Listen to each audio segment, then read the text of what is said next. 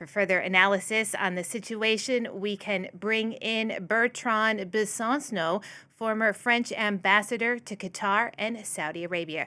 Bertrand, thank you so much for joining us on the program today. So, as we've been reporting, one city in Gaza is able to hold elections, the first in 2 decades. How significant is this? It was expected that at some point, and this was something that President Abbas has said last year clearly, that he would organize elections to make sure that the Palestinian Authority would have more credibility than it has nowadays. It is known that haven't been any election for quite a while. It was important. It was part of the whole exercise. If we are going into the direction of establishing a Palestinian state, it was clear that you should have an interlocutor that would have more credibility than what it is nowadays. So it was expected to have elections at least in the West Bank, because in Gaza it's a little bit difficult nowadays. But I don't know what will be the outcome, of course, of these elections, but at least it will give more credibility to the Palestinian Authority if, of course, the outcome is a good one and if the participation is important. Now, Bertrand, we understand that Hamas allegedly is not participating, but many are looking at these elections as a way to gauge support for Hamas. So, to what extent do you think these elections will be a measure of that? Clearly, the Hamas would say that as it has not been a part of the election, that all the people who didn't come for the election are supposed to be in favor of Hamas. Of course, it is much more difficult than that. What is true is that taking into account the behavior of the Israelis in the West Bank, it is clear that the popularity of the Hamas has been rising. So now we have to wait to know exactly what will be the outcome of the election. But I hope it is important that you have many people going and voting to show that they are in favor of a new Palestinian Authority. If the outcome is few people coming to vote, of course, the Hamas will say that this is because they were not part of the election. So this is the problem. Now, Bertrand, we understand there are four lists in Gaza for who's running in these local elections. Do we have a sense of their alliances? And I think there were some that maybe had possible links to Hamas.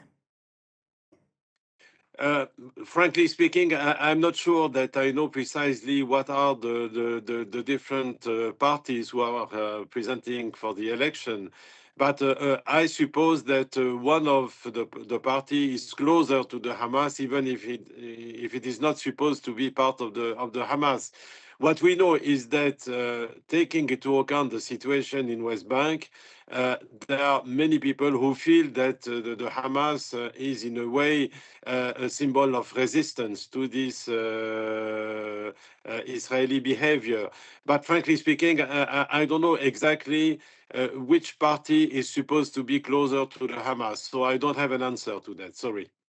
Now, Bertrand, you mentioned that the election is being organized by the Palestinian Authority, and they're also organizing the West Bank elections. So, how are they seen in Gaza and how are they seen in the West Bank?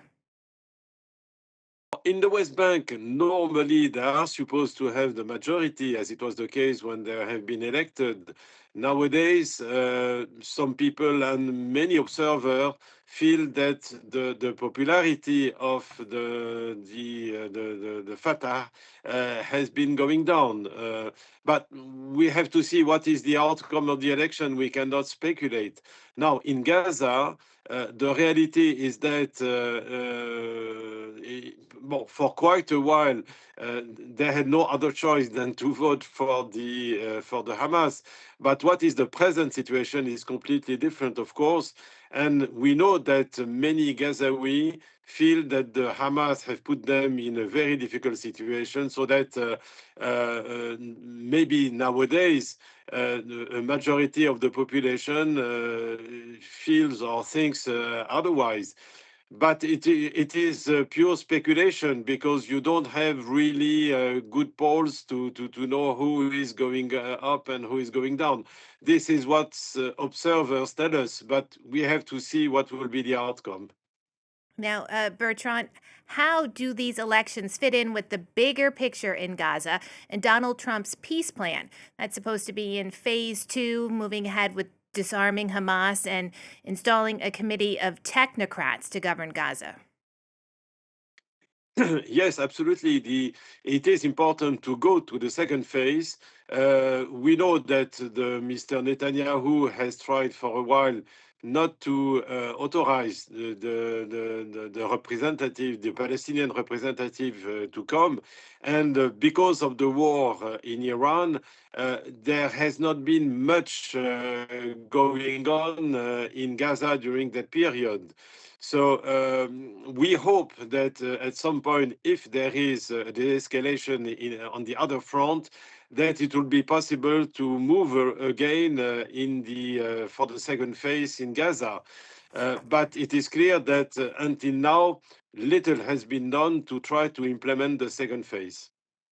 Bertrand, thank you so much for speaking to us on the program and sharing your expertise today. That's Bertrand Besancenot, former French ambassador to Qatar and Saudi Arabia.